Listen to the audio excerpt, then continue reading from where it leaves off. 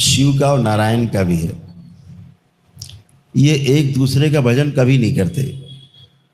ऐसा कहा जाता है कि नारायण शिव का भजन करते हैं, शिव नारायण का भजन करते हैं, ऐसा कभी नहीं होता। ये दोनों एक दूसरे के भजन में रहते हैं, करते नहीं हैं। करना नहीं होता, रहना होता है। रहते ही हैं, जैसे संगीत अंदर बना रहता है सबके, वो है ही। उन्हें भजन करना नहीं पड़ता, भजन में रहते हैं एक दूसरे के, क्योंकि एक दूसरे के पूरक हैं।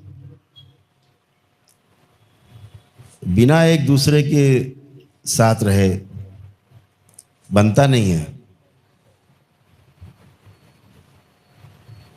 जीवन के साथ साथ नारायण की जो शक्ति है रहती रहती है। जीवन में गड़बड़ी ना होने पाए, इसके लिए शिव की शक्ति रहती है। जो आपके पास है ठीक से आप सदुपयोग कर सकें, ये शिव की शक्ति है। जो आपके पास नहीं है वो उपलब्ध हो जाए, ये नारायण की शक्ति है। तो आपके पास उपलब्ध भी हो और उसका दुरुपयोग ना होने पाए, ताकि आपका भोग ना बने दोबारा से और बार बार जन्म न लेना पड़े, इसलिए शिव है। तो दोनों की आवश्यकता इस शरीर यात्रा में पड़ती है। जब अकेले जीना होता है तो खाली शिव से भी काम चलता रहता है आपका। लेकिन अगर समाज के सामने आपको कोई दृष्टांत उपस्थित करना है, कोई उदाहरण प्रस्तुत करना है, तो शिव और शक्ति के साथ साथ नारायण की आवश्यकता भी रहती है।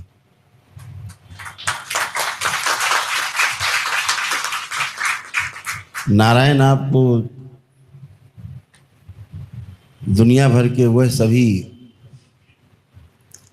रास्ते खोलते हैं जिन पर आप चल सको, और शिव आपको वो शक्ति देते हैं कि उन रास्तों पर आप निर्लेप होकर चल सको, निर्विकल्प होकर चल सको। आपको कोई लुभा न पाए, लालच में डाल न पाए, मोह में घसीट न पाए, इसके लिए शिव है। तो सभी वैभव देते हैं नारायण।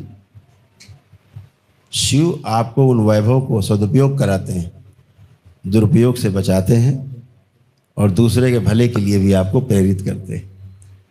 तो नारायण और जो शिव हैं वो एक दूसरे में अलग ही नहीं कर सकते।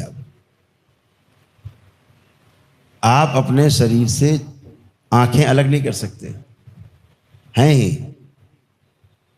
अब शरीर आंखों के द्वारा देखता है कि मस्तिष्क आंखों के द्वारा देखता है कि आंखें आपको दिखा रही हैं, आप ये कुछ नहीं कह सकते।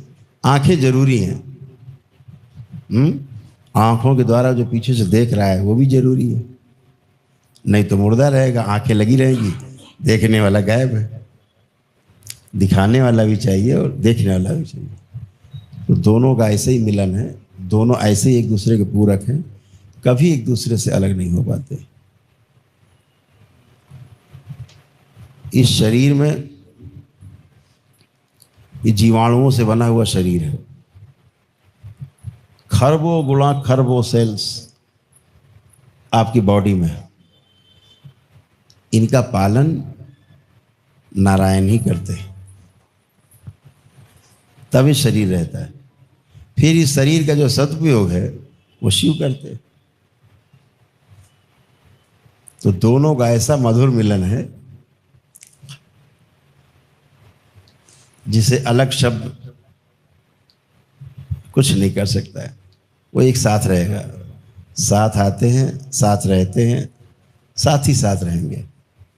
कभी विलग नहीं किया जा सकता, हमेशा साथ रहेंगे। तभी जीवंतता है, तभी शरीर और जीवन का जो रूप है एक साथ है, दिखाई देता है। जब जीवन शरीर के साथ होता है किसी, तो वह चलता फिरता दिखाई देता है।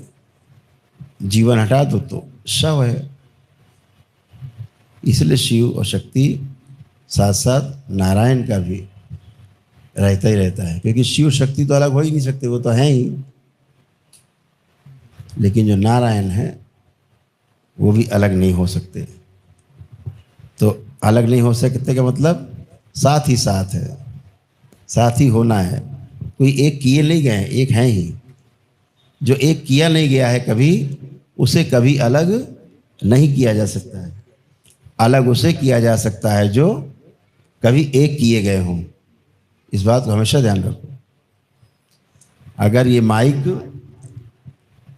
करोड़ों अरबों अणुओं से मिलकर के बना है, परमाणुओं से मिल के बना है ना, इसको तोड़ तोड़ के फिर अलग अलग किया जा सकता है।